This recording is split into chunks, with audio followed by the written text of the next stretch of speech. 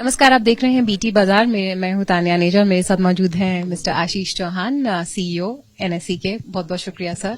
मेरा पहला सवाल आपसे यही होगा कि इंडियन मार्केट्स की तरफ अगर हम नजर डालेंगे, उम्दा परफॉर्मेंस हमने आते हुए देखा है। हालांकि अभी थोड़ा वॉलेटिलिटी हम जरूर देख रहे हैं, कंसोलिडेशन मोड है। पर मैं आपसे ये जानना चाहूंगी कि ये जो तमाम डेवलपमेंट्स हमने आती हुई देखी हैं, चाहे वो इंडिया की इंक्लूजन हो JP Morgan EM bond index में, या फिर नोमुरा ने जो अपग्रेड दिया है, उसको आप किस तरीके से देखते हैं? नहीं, आप देखेंगे कि भारत भी विश्व से जुड़ा हुआ है और विश्व में पिछले 4-5-6 महीनों में आपने देखा होगा कि जो इंटरेस्ट रेट बढ़ रहे हैं उत्तरोत्तर, उसकी वजह से एक तरह से जो डॉलर जो फ्लो आता है हर इमर्जिंग इकोनॉमी में, वो धीरे धीरे बाहर जा रहा है। लेकिन एक तरह से भारत का एक अलग मामला है, क्योंकि डोमेस्टिक फ्लो बहुत अच्छा है और लोगों को वो भी लग रहा है, इवन फॉरेन निवेशकों को, कि भारत में आगे बहुत अच्छा ग्रोथ मिलने वाला है। तो इसलिए वो लोगों ने उतना पैसा इंडिया से निकाला नहीं है। इसलिए आपको एक तरह से अच्छा परफॉर्मेंस देखने मिला है। आप उसके कंपैरिजन में दूसरे इमर्जिंग मार्केट्स देखेंगे, इवन दूसरे डेवलप्ड मार्केट्स देखेंगे, तो आपको पता चलेगा कि वहां पर पिछले 4-5 महीनों से मार्केट्स काफी नीचे गिरा हुआ है। खास करके चाइना तो बहुत ज्यादा गिर गया है। तो उस हिसाब से इंडिया ने कंपेरेटिव परफॉर्मेंस जिसको कहते हैं, उसमें बहुत अच्छा किया है। और क्योंकि जब नया फंड्स फ्लो चालू होगा, क्योंकि आज तो इंटरेस्ट रेट बढ़ रहा है, तो जो पैसा वापस अमेरिका जा रहा है या दूसरे देश जा रहा है, जब वो फंड्स फ्लो वापस आएगा, तो चाइना पिछले 40 सालों में बहुत ज्यादा फंड्स फ्लो चाइना तरफ जाता था, बिकॉज सबसे बड़े मार्केट्स वो बने थे। लेकिन अब जियोपॉलिटिकल सिचुएशंस हो या मार्केट की सिचुएशन हो, ग्रोथ हो, वहां पर नहीं है। तो लोगों को लग रहा है कि जियोपॉलिटिकली भी इंडिया आज अच्छी पोजीशन पे है और ग्रोथ जो है अगले वाला 30-40 साल भारत का होगा। तो इसलिए वो लोग, जब नया पैसा आएगा वो भी भारत में ज्यादा आएगा, ऐसा लोगों का अनुमान है। Absolutely sir. और एफएनओ ट्रेडिंग की अगर हम बात करें, तो एक रिपोर्ट के मुताबिक 10 में से 9 एफएनओ ट्रेडर्स जो हैं वो अपना पैसा गंवा रहे हैं स्टॉक मार्केट में। एक तरफ ये है और एक तरफ एक्सचेंजेस की तरफ से ये बयान आ रहे हैं कि ट्रेडिंग आवर्स को बढ़ा देना चाहिए। आप इसको कैसे देखते हैं? एक तरह से दोनों, भले आपको लग रहे होंगे कि साथ के इश्यूज है, वो साथ के इश्यूज नहीं है, जुड़े हुए इश्यूज नहीं है। इसलिए कि कोई भी स्टॉक मार्केट होता है वो लंबी अवधि के लिए चलता है। विश्व में जैसे अमेरिका है 24 घंटा चलता है। सभी मार्केट्स दुनिया में ऑटोमेटेड होने के बाद 24 घंटा धीरे धीरे करके चले गए। हम पायोनियर थे। ऑटोमेशन ऑफ स्टॉक मार्केट पहले भारत में हुआ 94 में, उसके बाद विश्व में उसका व्याप हुआ, लेकिन हम 6 घंटे पे ही अटक गए। तो जब 6 घंटे का आप ट्रेडिंग करते हो, तो आपको नेक्स्ट डे जब 3:30 बजे यहाँ पे बंद कर देते हो मार्केट, तो अगले सुबह जब 9:15 बजे मार्केट खोलते हो, तो इतना बड़ा गैप हो जाता है और जो इन्फॉर्मेशन फ्लो आता है उसके ऊपर आप अपना जो हेजिंग करना है वो नहीं कर सकते हो। इसलिए भारत का जो मार्केट है वो भी एक तरह से एक्सपोर्ट हो जाता है और भारत के जो रेगुलेटर्स का उसका रेगुलेशन उन पे फॉरेन के मार्केट्स में नहीं रहता है।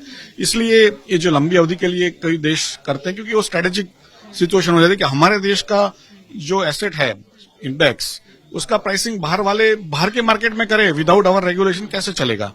तो इसलिए करीब करीब सभी देश जो है, जो अच्छे माने जाते हैं, वो सभी लंबी अवधि के लिए ट्रेड करते हैं। और जो निवेशक की बात है, वो निवेशक होता है, वो लंबी अवधि के निवेश करता है, नहीं कि सुबह खरीद के शाम को बेचे या तो फ्यूचर ऑप्शन में ट्रेड करें। क्योंकि फ्यूचर ऑप्शन में जो ट्रेड करता है रिटेल निवेशक, उसको कभी जाना नहीं चाहिए। एक्सपर्ट हो तो ठीक बात है, करीब करीब जो भी एक्सपर्ट नहीं है उनको डेरिवेटिव्स कैसे चलते हैं, कैसे उसका ऊपर नीचे होता है, किसी को पता नहीं। बहुत उसके लिए अध्ययन करना पड़ता है, बहुत मैथमेटिक्स की भी जरूरत पड़ती है। तो मेरा एक राय रहता है सभी रिटेल निवेशकों को कि आप निवेशक रहिए। टीवी में भी आपको कितना भी बताएं कि सुबह खरीदो शाम को बेचो, 2020 करो, उसमें मत पड़िए।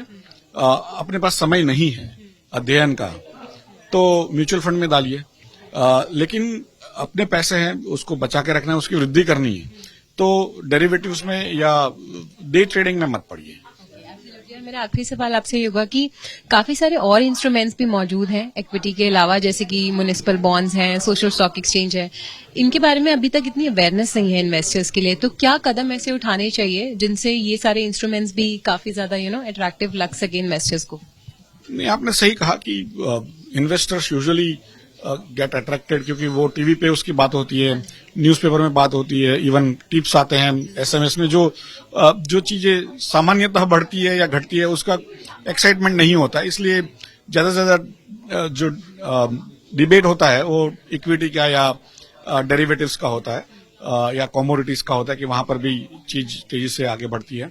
तो लेकिन जो निवेशक सही में अच्छा रिटर्न चाहते हैं वो म्यूचुअल फंड्स में इन्वेस्ट कर सकते हैं या तो ईटीएफ में इन्वेस्ट कर सकते हैं, जहां पर कॉस्ट कम लगता है, लेकिन वो इंडेक्स, कोई स्पेसिफिक इंडेक्स हो, निफ्टी हो या मिड कैप निफ्टी हो, उस पे निवेश करते हैं।